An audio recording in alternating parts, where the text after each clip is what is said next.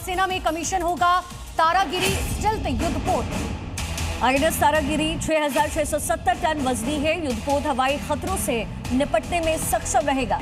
रक्षा मंत्री राजनाथ सिंह इसकी कमीशनिंग करने जा रहे हैं।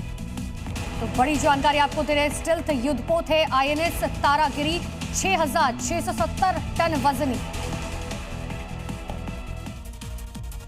प्रोजेक्ट 17A क्लास के चौथे प्लेटफॉर्म के रूप में तारागिरी केवल एक जहाज नहीं बल्कि ये युद्धपोत है जिसका वजन 6,670 टन है, जो मेक इन इंडिया के जज्बे का प्रतीक है। ये कई तरह की मिसाइलों से लैस है जिसमें ब्रह्मोस, बराक 8, टॉर्पीडो और स्वदेशी रॉकेट लॉन्चर शामिल है। साथ ही इसे एंटी सबमरीन जंग के लिहाज से भी इसे बनाया गया है। इस युद्धपोत के शामिल होने से पाकिस्तान और चीन को टेंशन जरूर होगी। उत्तर प्रदेश के ग्रेटर नोएडा में स्किल इंडिया 2025-26 नेशनल कॉम्पिटिशन हुआ, जिसमें केंद्रीय मंत्री जयंत चौधरी और यूपी सरकार के कई मंत्री शामिल हुए। साथ ही विजेताओं को सम्मानित किया गया। देश भर से आए प्रतिभाशाली युवाओं ने अपनी स्किल और प्रोजेक्ट्स का प्रदर्शन किया, जिनमें से चयनित प्रतिभागी अब चीन में शंघाई में होने वाले अंतर्राष्ट्रीय प्रतियोगिता में भारत का प्रतिनिधित्व करेंगे। कौशल विकास की दिशा में ये प्रतियोगिता युवाओं को नई पहचान देने और देश का नाम रोशन करने की एक बड़ी पहल साबित हो रही है।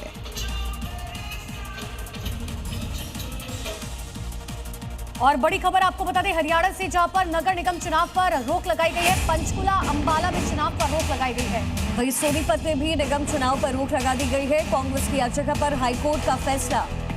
सोमवार को फिर से होगी अगली सुनवाई। ये बड़ी जानकारी समय मिल रही है। पंचकुला अंबाला साथ ही सोनीपत में भी निगम चुनाव पर रोक लगाई गई। वार्डबंदी पे ऑब्जेक्शन सबमिट किए थे और कहा था कि आप वार्डबंदी को ठीक कर लीजिए, लेकिन प्रशासन, पंचकुला प्रशासन ने, नगर निगम ने भाजपा नेताओं के दबाव में एक तरफा उनकी फेवर करके वार्डबंदी की। तो अल्टीमेटली फिर हमारे साथियों पूर्व पार्षदों को, उसमें तो पार्षद पूर्व हो गए ना उसके बाद, तो उसमें 6 पार्षद पूर्व हैं जिसमें उषा रानी है। ईरान ने इजरायली ड्रोन को ढेर कर दिया है। बड़ी खबर सामने आ रही है शिराज शहर से, जहां पर इजरायली ड्रोन को नष्ट कर दिया गया। इजराइल के 2 ड्रोन मार गिराए गए हैं। तस्वीरें भी जारी की गई हैं। इजराइल के 2 ड्रोन हवा में ही नष्ट किए गए।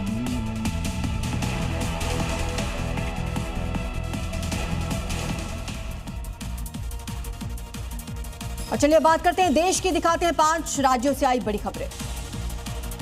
मेरठ में एक तेज रफ्तार कार ने सामने से आ रही बाइक को जोरदार टक्कर मार दी। टक्कर इतनी जोरदार थी कि कार सवार शख्स हवा में उछला कई मीटर दूर जाकर गिरा। पीछे से आ रही बाइक और कार से टकरा गई। सभी घायल को हॉस्पिटल में भर्ती करवा दिया गया।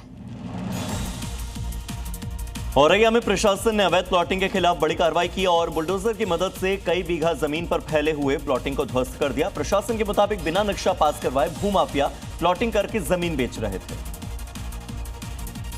यूपी के प्रयागराज में उस वक्त हड़कंप मच गया जब कोरांव इलाके में शॉर्ट सर्किट के कारण मोटर पार्ट्स की एक दुकान में आग लग गई। आग की ऊंची लपटें और धुएं के गुबार से पूरे इलाके में अफरा तफरी मच गई।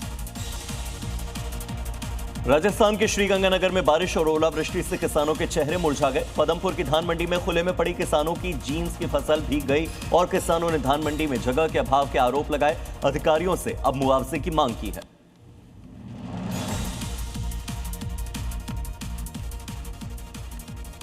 बात करते हैं बंगाल चुनाव की, जहां पर जाहिर है सियासी तनाव है, क्योंकि बंगाल में आने वाले वक्त में चुनाव है। और ऐसे ही सियासी तनाव की तस्वीर सामने आई है कूच बिहार से, जहां पर बीजेपी और टीएमसी के समर्थक आमने सामने आ गए और जमकर नारेबाजी होने लगी। एक तरफ जय बांग्ला के नारे तो दूसरी तरफ जय श्री राम का उद्घोष। दक्षिणी कूच बिहार के विधानसभा क्षेत्र में दोनों पार्टियों के समर्थक रैली कर रहे थे, तभी दोनों आमने सामने आ गए और जमकर नारेबाजी होने लगी। देखते ही देखते माहौल गर्म होने लगा और फिर पुलिस को बीच बचाव के लिए आना पड़ा। इस दौरान दोनों तरफ से नारेबाजी हो रही थी। एक तरफ से जय बांग्ला तो दूसरी तरफ से जय श्री राम का नारा गूंज रहा था। आपको बता दें कि दोनों ही पार्टियों के उम्मीदवार एक ही समय पर नामांकन पत्र दाखिल करने पहुंचे थे। बंगाल की सीएम ममता बनर्जी ने मालदा में न्यायिक अधिकारियों के साथ हुई घटना के लिए चुनाव आयोग को जिम्मेदार ठहराया। साथ ही उन्होंने आयोग पर कानून व्यवस्था को संभालने में नाकाम रहने का भी आरोप लगाया। सीएम ममता ने चुनाव आयोग पर निशाना साधते हुए कहा है कि राज्य के मुख्य सचिव, गृह सचिव और पुलिस महानिदेशक जैसे बड़े अधिकारियों को चुनाव आयोग ने हटा दिया है।